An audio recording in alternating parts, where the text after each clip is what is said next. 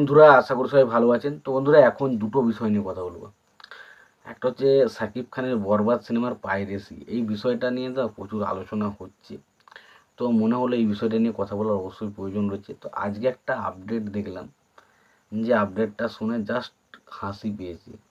এবার দেখুন, এটা সত্যি যদি হয়,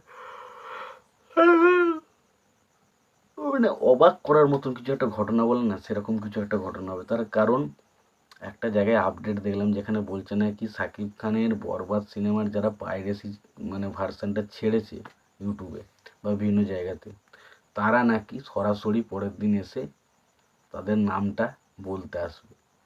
এটা ভাই সম্ভব? কি জানি, আমার তো ভাই শুনেই এটা হাসি পেয়ে গেল। ভাই এটা কিভাবে সম্ভব? কেউ কিভাবে বলতে আসবে?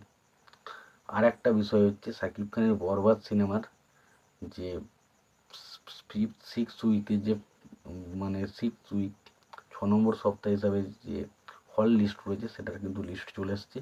সেটা নিয়েও আলোচনা করব। তো আশা করব ভিডিওটা খুবই ইন্টারেস্টিং হবে। ভিডিওটাকে আপনারা শেষ পর্যন্ত দেখতে থাকবেন, এবং যদি আপনারা চ্যানেলটায় নতুন হয়ে থাকেন অবশ্যই আপনারা চ্যানেলটা সাবস্ক্রাইব করে নিয়ে পাশে বেল আইকনটা অবশ্যই প্রেস করে দেবেন। তো প্রথমত আমি যদি যে বিষয়টা নিয়ে কথা বলতে এসেছি, হল লিস্টটা নিয়ে কথা বলে নিই। তো দেখুন, বরবাদ সিনেমা এখনও পর্যন্ত টোটাল হল পেয়েছে সেটা হচ্ছে 38টা। মানে 6 নম্বর সপ্তাহের শেষে ছবিটা এখন টোটাল 38টা শো নিয়ে চলছে। এবং সত্যি কথা বলছি, প্রত্যেকটা শো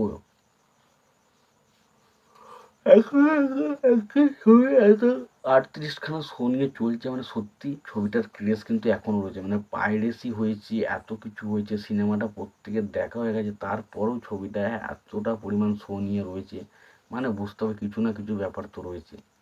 এবার সবাইকার মনে একটাই আফসোস, যে ছবিটা কিন্তু যেভাবে কালেকশন এগোচ্ছিল, তাদের ছবিটা কিন্তু 100 কোটি, ফার্স্ট টাইম হয়তো বাংলা কোনো ছবি 100 কোটি কালেকশন করতে পারতো।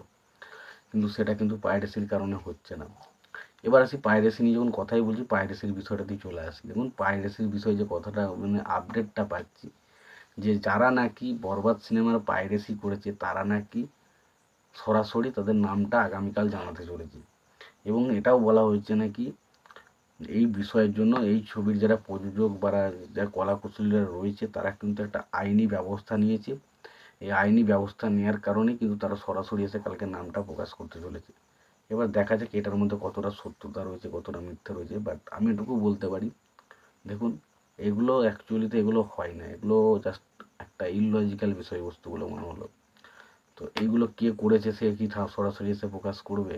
এটা কোনোদিন করে? এটা সম্ভব? কি জানি, দেখা যাক। অপেক্ষা করি একটু, তারপর নয় দেখবো। তো আপডেটটা তোমাদের কি মতামত সেটা অবশ্যই জানিও। ভিডিওটি ভালো লাগলে লাইক কমেন্ট শেয়ার করে দিও। চ্যানেলটা নতুন হয়ে থাকলে অবশ্যই তোমরা চ্যানেলটা সাবস্ক্রাইব করে নিয়ে পাশে বেল আইকনটা অবশ্যই প্রেস করে দিও। ভালো থেকো, সুস্থ থেকো, দেখা হচ্ছে পরের